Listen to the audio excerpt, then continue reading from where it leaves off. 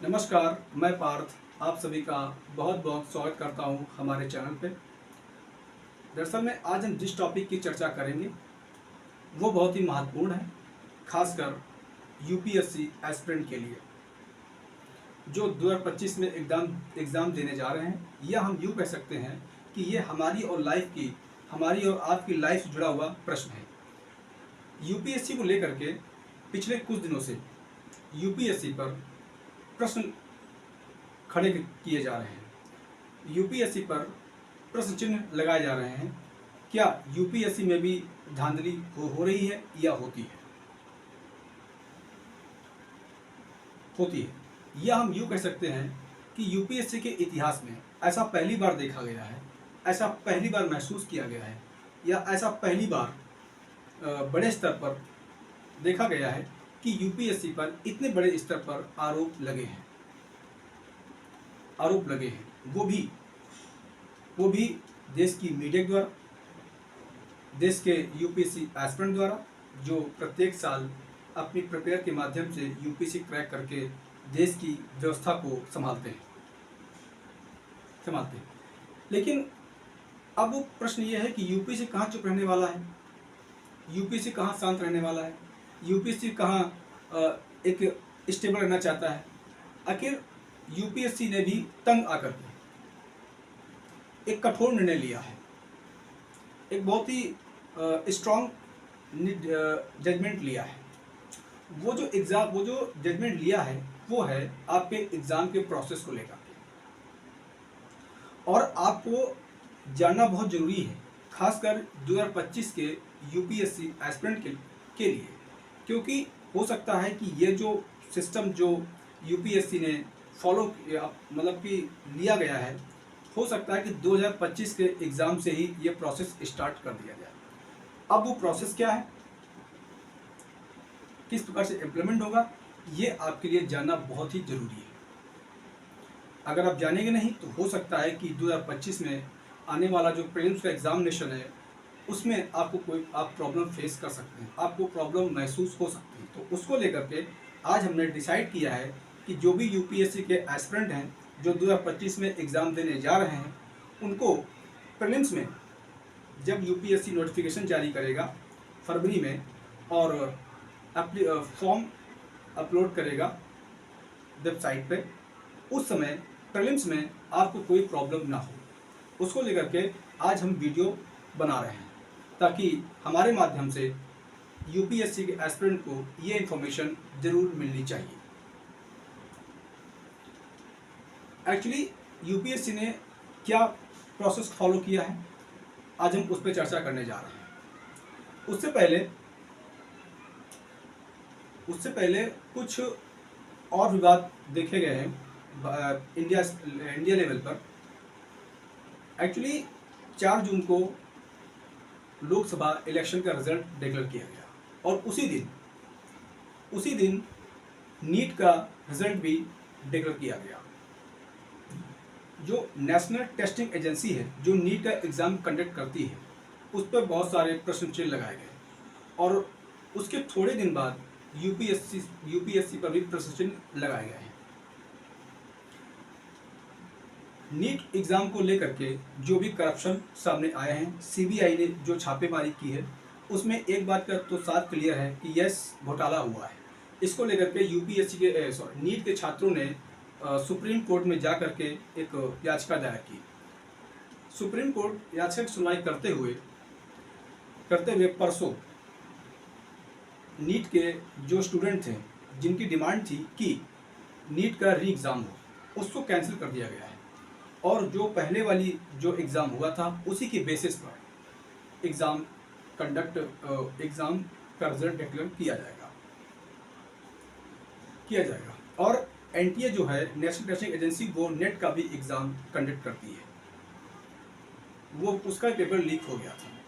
अब मैं बताने जा रहा हूँ आखिर ऐसी क्या व्यवस्था यूपीएससी ने किया है कि जिसको लेकर के आपको जानना जरूरी है। दरअसल में यूपीएससी ने पीएसयू यानी पब्लिक सेक्टर अंडरटेकिंग से एक डिवाइस या एक टेक्नोलॉजी डिमांड की है। वो टेक्नोलॉजी किस बेस पर है, वो टेक्नोलॉजी जो मांगी गई है वो किस प्रकार से रन करेगी, किस प्रकार से यूज़ की जाएगी, ये बहुत इंपॉर्टेंट है। कुछ टेक्निकल एक्सपर्ट्स का कहना है कि यूपीएससी को अपना पुराना पैटर्न को छोड़ करके नया पैटर्न फॉलो करना चाहिए,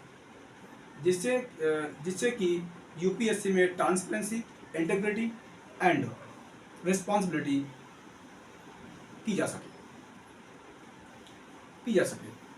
इसको लेकर के यूपीएससी ने मन बना लिया है कि ठीक है, इस बार 2025 से हम टेक्नोलॉजी का इस्तेमाल करने जा रहे हैं। एक्चुअली जो टेक्नोलॉजी यूपीएससी यूज़ करने जा रही है वो है आपका आर्टिफिशियल इंटेलिजेंस, यानी कि AI, fingerprint and face recognition, साथ ही साथ में artificial intelligence, fingerprints, face recognition and biometric.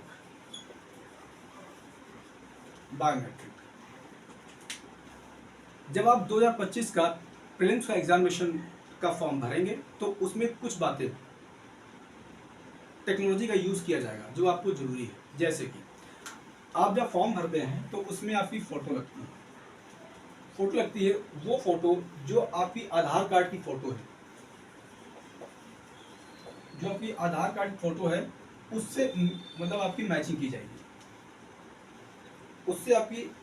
जाएगी, और मैचिंग करने के बाद में आपको हो सकता है फिंगरप्रिंट का भी यूज़ किया जा सकता है, हो सकता है आपको फेस रिकॉग्निशन का प्रयोग किया जा सकता है, या हो सकता है आपको बायोमेट्रिक का भी यूज़ किया जा सकता है। उसके बाद जब आपका एडमिट कार्ड आएगा,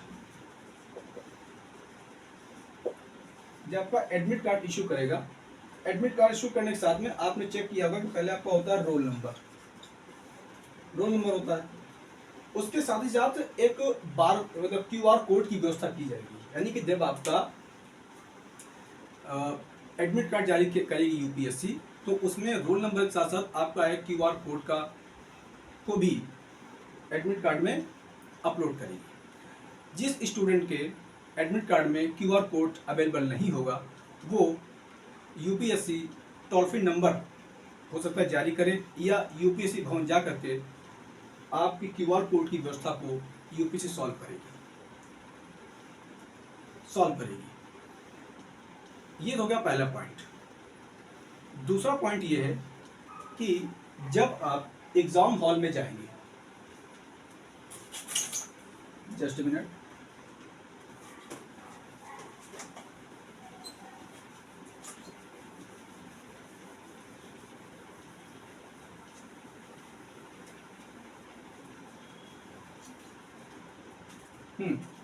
तो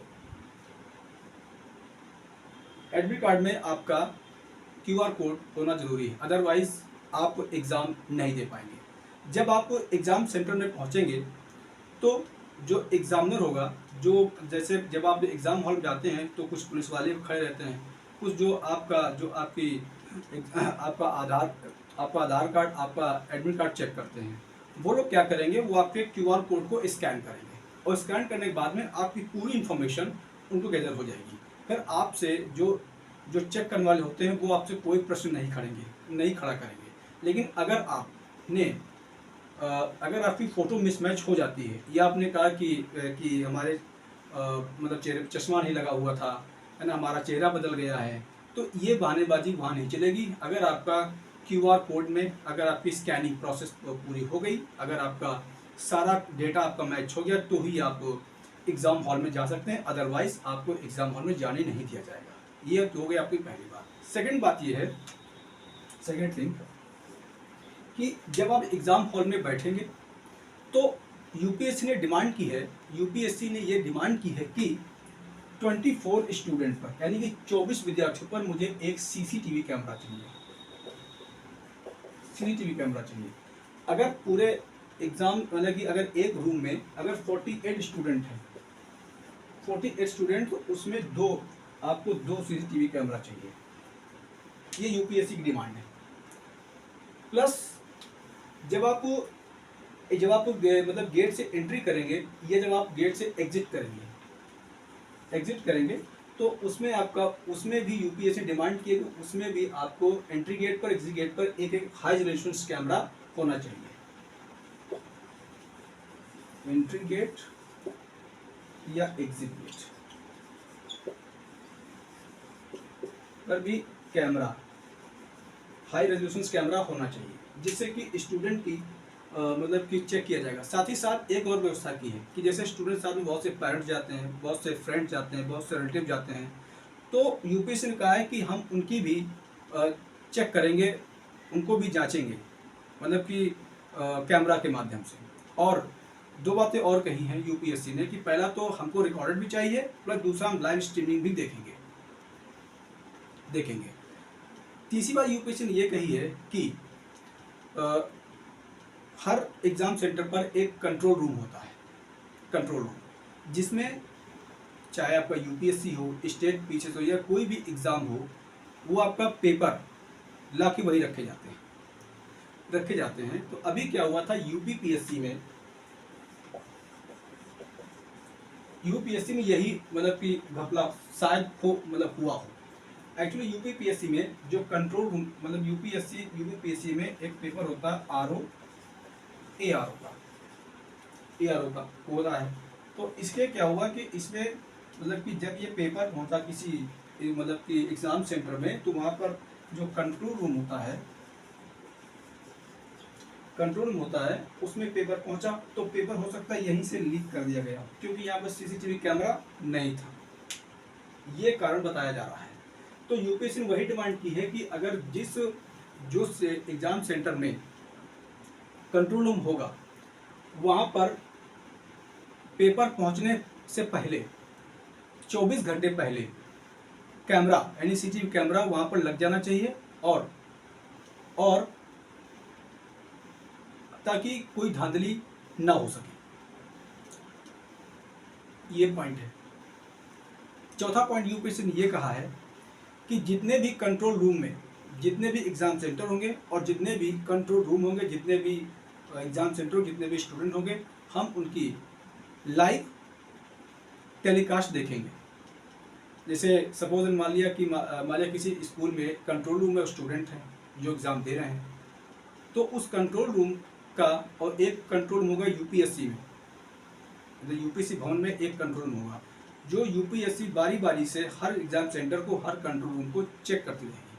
उन्होंने एक मतलब टास्क फोर्स बनाया यूपीएससी ने कि इसलिए बनाया है ताकि जो कंट्रोल रूम है, जो स्टूडेंट हैं, जो एग्ज़ाम दे रहे हैं, जो कंट्रोल रूम है, उनको भी चेक करने की पूरी कोशिश की जाएगी, ताकि करप्शन से रिलेटेड जो भी इशू हो वो वाइंड अप हो जाए।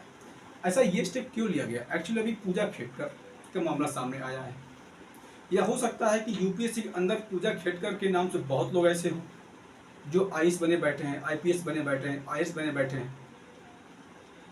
तो इसको ध्यान में लेकर के यूपीएससी ने ऐसा स्टेप उठाया है, और कहीं तक मेरा मानना है कि ये स्टेप सही उठाया है, क्योंकि अगर पूजा खेड़कर जैसे अगर यूपीएससी में धांधली करेंगे तो देश का क्या होगा। एक्चुअली हमारे भारत के पूर्व उप प्रधानमंत्री और देश के पहले गृह मंत्री आदरणीय सरदार भाई पटेल ने IAS, IPS and IRS and IFS को स्टील फ्रेम कहा है। स्टील फ्रेम मतलब ये होता है कि मान लिया कि आपका ये एक फ्रेम है और इसमें आपकी ये फोटो लगी है, और यहाँ लिखा है आपका आईएएस, यहाँ लिखा है आपका आईपीएस, यहाँ आपका लिखा है आईआरएस, यहाँ आपका लिखा है आईएफएस। ये मतलब इसे कहते हैं स्टील फ्रेम। स्टील फ्रेम मतलब ये होता है कि मान लीजिए ये पूरा कंट्री है, ये पूरा इंडिया आपका है, ये आपकी पिक्चर्स है, पिक्चर्स मतलब IAS, IPS, IRS and IFS, और ये आपका फ्रेम है। तो क्या होता है कि ये जो चारों पोस्टें होती है, यही इंडिया को कंट्रोल और पॉलिसी मेकिंग का काम करते हैं। तो वही बात तो मतलब कि सरदार जी ने बताई थी कि जो भारत की यूपीएससी की जो परीक्षा होती है, या जो IRS, IPS, IRS and IFS होते हैं, ये स्टील फ्रेम होते हैं, अधिकारी होते हैं, जो देश को पॉलिसी मेकिंग प्लस कंट्रोल करते हैं, लॉ एंड ऑर्डर मेंटेन करते हैं, पॉलिसी मेकिंग का काम करते हैं, इंटरनेशनल रिलेशंस को कंप्लीट करने में बहुत बड़ी भूमिका अदा करते हैं, इंटरनल सिक्योरिटी को लेकर के बहुत अवेयर रहते हैं, कैसे कंट्रोल की जाए इसको लेकर के काफ़ी जद्दोजहद करते हैं। तो इस बात से लेकर के ऐसा कहा था पटेल जी ने। तो मैं फिर टॉपिक पे आता हूँ। तो यूपीएससी ने अपने एग्ज़ाम सिस्टम में बहुत बड़ा बदलाव करने जा रही है 2025 से। तो इसलिए मैं जो भी यूपीएससी के एस्पिरेंट हैं जो 2025 में फॉर्म भरने चाहेंगे या जो भरने जा रहे हैं, उनसे हमसे रिक्वेस्ट है कि आप लोग एक बार इस वीडियो को प्रॉपर देख लीजिए, प्रॉपर चेक कर लीजिए, क्योंकि ये यूपीएससी की ज़िंदगी से जुड़ा हुआ प्रश्न है। जो यूपीएससी की तैयारी कर रहे हैं, बहुत ज़्यादा 15-16 घंटे पढ़ के अपनी आँखों को की परवाह न करते हुए, अपने बालों परवाह न करते हुए यूपीएससी की जर्नी में कूदे हैं, खपा रहे हैं अपने शरीर को, अपना शरीर लोहे में तपा रहे हैं, आग में तपा रहे हैं। तो होना भी चाहिए। तो इसलिए आप इस वीडियो को ज़्यादा लोगों तक पहुंचाइए और इस वीडियो को देखिए। तो यूपीएससी के एस्पिरेंट को ये जो वीडियो है जानना, इसमें जो भी इंफॉर्मेशन है वो आपको जानना बहुत ज़रूरी है। और हाँ, एक आपसे रिक्वेस्ट है कि हमारे चैनल को सब्सक्राइब कीजिए, लाइक कीजिए और शेयर कीजिए। सबसे बड़ी बात, कमेंट कीजिए। आपको बहुत धन्यवाद। जय हिंद, जय भारत।